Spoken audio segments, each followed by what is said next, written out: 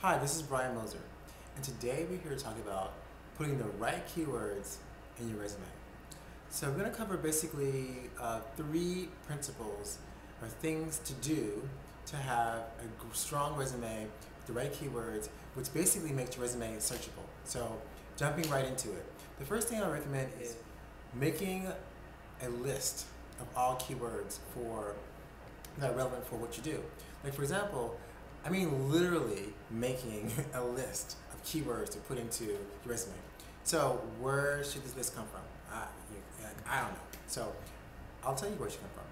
So I would search on job boards like Simply Hired, search on Monsters, this doesn't matter where, but search for jobs and see what the jobs postings say about the jobs you're applying for. For instance, if you're applying for project manager jobs, you'll see several words being repeated over and over again, like Microsoft Project, must have this, need to have that, like to have this, and make a list of all those things you keep seeing over and over and over again, and that will help you with your keyword list, the things you should put into your resume. Also, I would search LinkedIn and find professionals with similar profiles as yours and see what words they're using.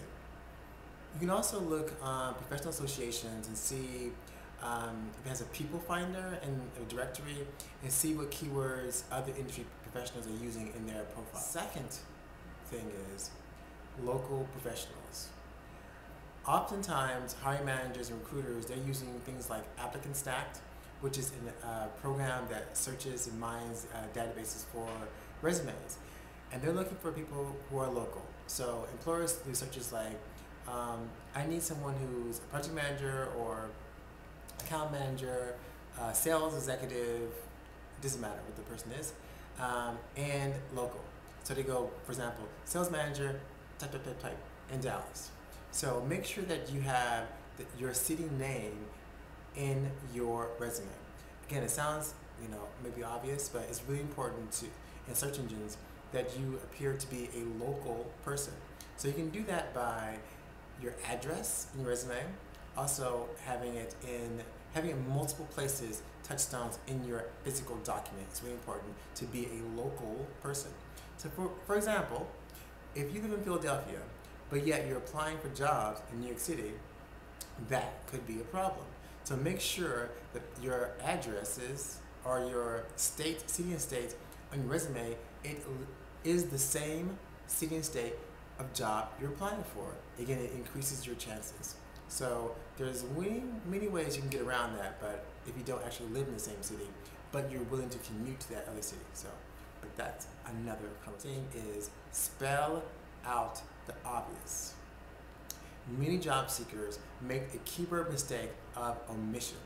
They assume that people who read their resumes actually do those jobs, and they know what job responsibilities comprise of this job. For example, if you're a lawyer, of course people know that lawyers write briefs, do legal memos, and depositions. But the thing is, oftentimes, people who are reading your resume, they have never done that job before. So therefore, they may not know what the job entails. So it's really important to spell out your deliverables, spell out the obvious, like things like wrote memos, depositions, discoveries, whatever those things that you physically deliver in your job, spell it out. It will help you with your keyword rankings. And consequently, get it physically opened by a human, get it read, and get you a call. The fourth thing is sort of a bonus. So like a running tally of things that I've discovered are really important in putting keywords in your resume. Okay, and those things are, number one, acronyms. It's fine, put them in there, like FCC, but spell it out. Federal Commission of Communication. Spell out everything. DDMAC.